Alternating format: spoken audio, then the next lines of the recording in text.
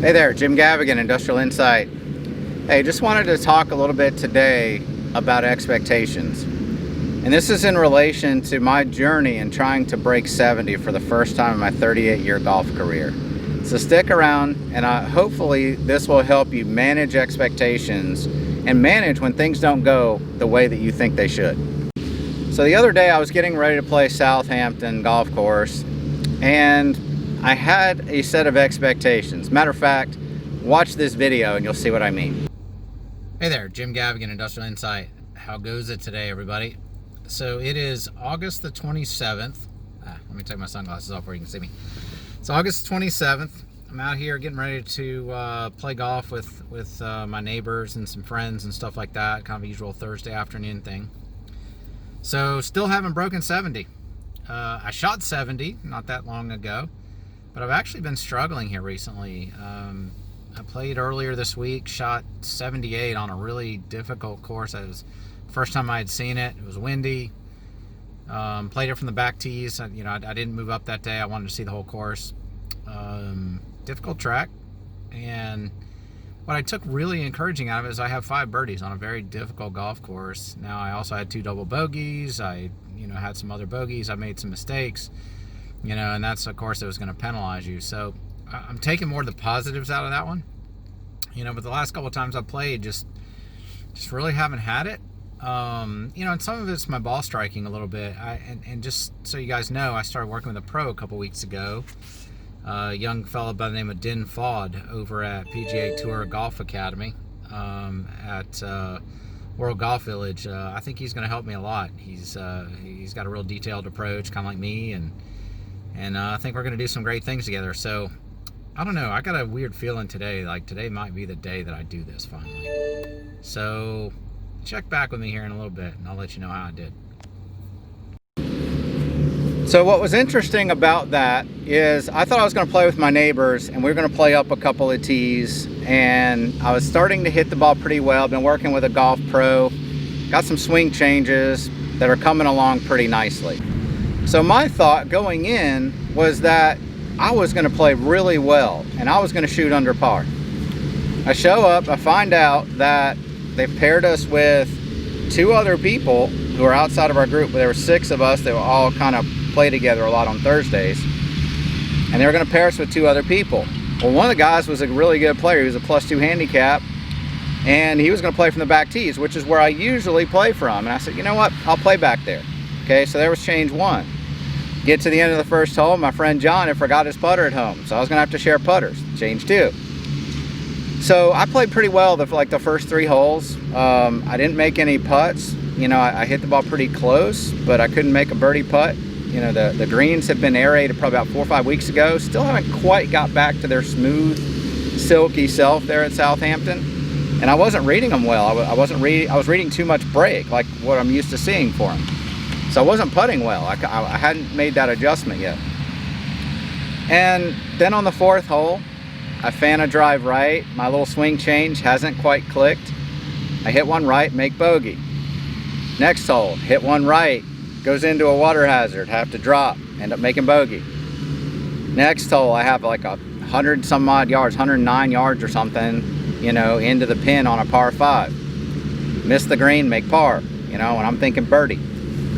Then I come to the 7th hole. It's a long par 3, and I make one last check of the wind, and I realize instead of it coming into me from the right to the left, it was kind of helping just a little bit, or at least straight across. And I literally said to myself, I have too much club. There's a lot of people standing around because the play was slow that day, and I said, I've got too much club, but I don't feel like walking back to my cart. So anyway, as I was saying, I had to move, fellas, cutting the grass here, and I had to move real quick. But anyway, I have too much club. A lot of people around. I'm like, well, I'm not going to walk back to the car. I'm just going to choke down a little bit. I'm going to swing smoother. Absolutely blasted one. Flies right over the flag, hits the hill, bounds down into a hazard. Have to drop, double bogey. Hit my next drive left. Next thing I know, and I make bogey on that hole. Next thing I know, after 8 holes, I'm 5 over par. And I'm getting mad. right? Remember that video on temper? You know, reason number 3 why I haven't broken 70? Temper came out. And I was like, you know, I've got to get myself together. I got to recover here. And fortunately I did, and I shot 1 under par on the back 9 after a 5 over front. But literally expectations killed me. So we're going to talk a little bit about that today.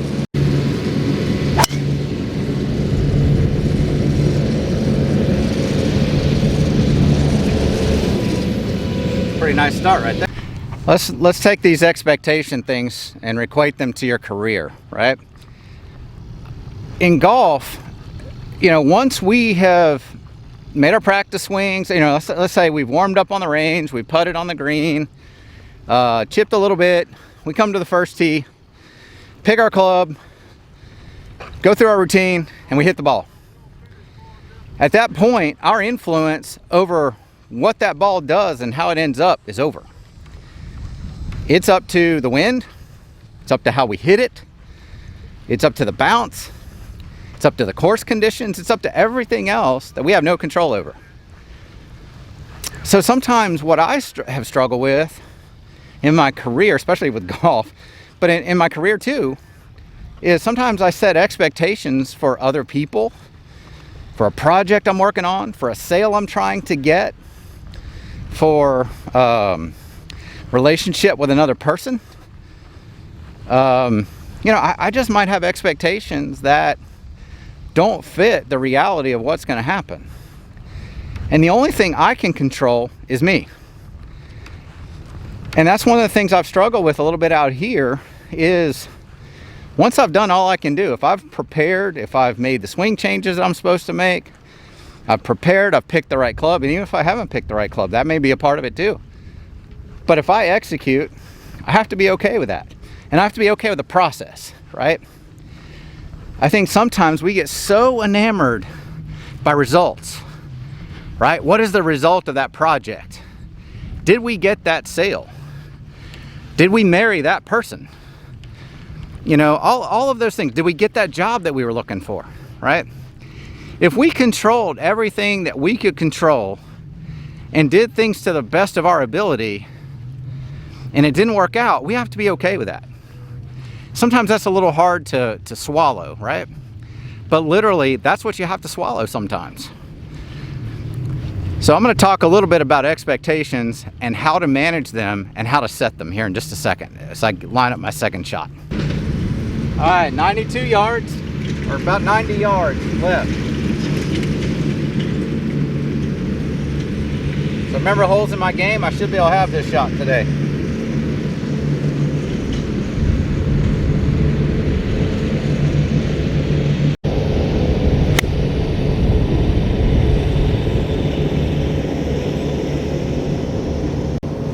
Pretty good shot, about 15 feet, pin high.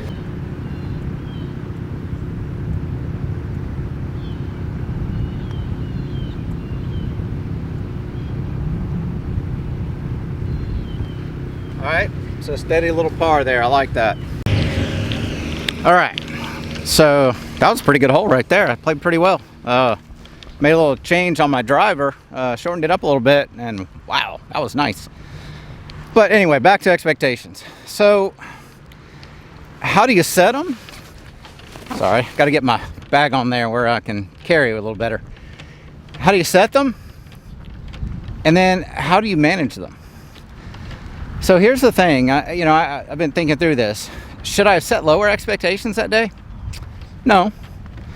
I should expect to go out and shoot under par. I'm good enough. Finally. I'm good enough. But what happens if I don't? I didn't manage that very well. Sometimes, you do everything right, or sometimes like you just don't have something, like something doesn't click with a project you're working on. Something doesn't click, with a customer on a sale, or their business conditions change or something like that. Job interviewer, they just don't see you as the right fit, even though you're perfect for the job. That other person, you're like, I'm going to marry this person, and they're like, I don't know. Sometimes things don't work out. Does that mean we shouldn't expect the best to happen? I don't think so. I think we always ought to expect the best thing to happen, right? We should. If we don't, something's wrong with us. But I think what we have to do is we have to respect and enjoy the grind. Enjoy the process, right? I remember when I hired Ben, this was what, almost 3 years ago now. I borrowed $100,000 from the bank. Be real open and transparent. We had about $180,000 in projects quoted, and almost none of it worked out. And what did work out got delayed. So here was the problem, is I had these expectations way up here. They didn't happen. That could have been costly. Now, fortunately for us, you know, we did start to get some things like by that spring, really started to churn. But then, you know, we ran into some other bumpy times. Even though I was expecting the greatest of things to happen, it didn't always work out. But I always enjoyed the grind and that process. And I think that's what you have to do too, whatever you're working on. If it's worthwhile, it's going to be a grind. It's going to be hard. You just have to respect it and just continue to go on. Doesn't mean you don't set the expectation high. You should. Anyway, hope this helps. And I'm going to continue to talk to you guys about me breaking 70. I'm going to do it. I am. Anyway, take care, guys.